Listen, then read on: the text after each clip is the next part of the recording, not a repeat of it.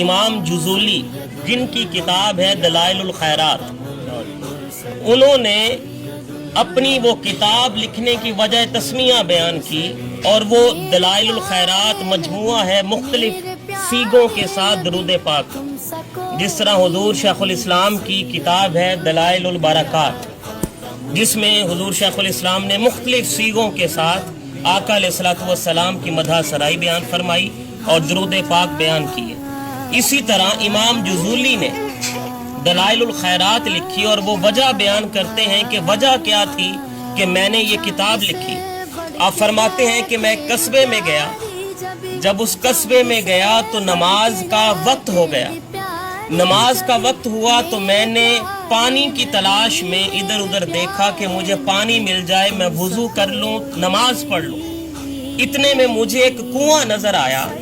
لیکن جب میں کنویں کے پاس گیا تو میں نے دیکھا وہاں پر پانی نکالنے کے لیے کوئی ڈول نہیں تھا، کوئی برتن نہیں تھا جس سے میں پانی نکال لوں اور وضو کر کے نماز ادا کر لوں۔ اتنے میں مجھے ایک 5 سے 6 سال کی بچی نظر آئی، چھوٹی بچی۔ میں نے اس سے سوال کیا کہ اچھے گاؤں والے ہیں، میں اتنی دور سے سفر کر کے آیا، پہلے تو پانی نہیں ملا، پانی ملا، کنواں ملا، تو اب برتن نہیں ہے، تو میں نے وضو کرنا ہے، مجھے کوئی برتن لا کے دو۔ اس بچی نے کیا کیا، وہ 5 سے 6 سال کی بچی، اس نے اپنا لعاب نکالا اور اس کنویں کے اندر ڈالا۔ جب کنویں کے اندر ڈالا تو پانی ابھر کر باہر آ گیا،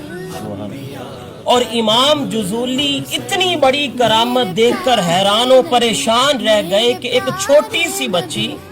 اور اتنی بڑی کرامت دکھا دی کہ کنویں میں اپنا لعاب ڈالا اور پانی باہر آ گیا۔ امام جزولی نے وضو کیا، نماز پڑھنے کے لیے جانے لگے، لیکن اس بچی سے پوچھا کہ اے چھوٹی بچی، تیری عمر چھوٹی سی ہے لیکن اتنی کم عمری میں اتنی بڑی کرامت دکھا دی، اس کی وجہ کیا ہے؟ تو اس بیٹی نے کہا کہ اس کی وجہ یہ ہے کہ میں نے جب سے بولنا شروع کیا ہے، جب سے اللہ رب العزت نے مجھے قوت گویائی عطا فرمائی ہے،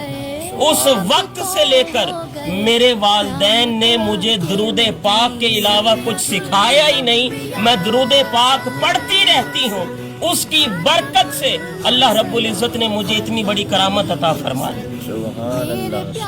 تو یہاں پر